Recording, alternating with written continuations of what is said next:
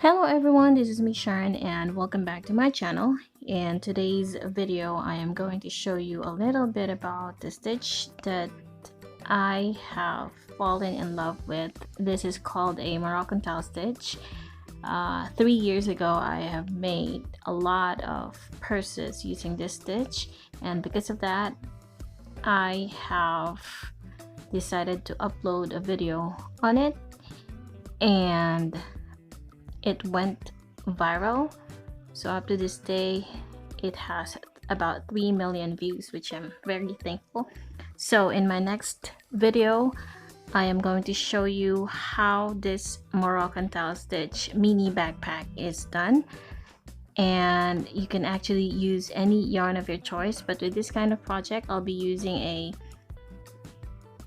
crochet thread which I think has a size of 8, and I have used a 2mm crochet hook. Now if you don't have this thin yarn, you can definitely use whatever yarn that you have. Actually the other one is made of recycled yarn. I used all scrap yarns out of this. This one is different. I have used a crochet thread called Canon. That yellow one is a Canon brand, and the other one is a Baguio yarn. They are both crochet thread.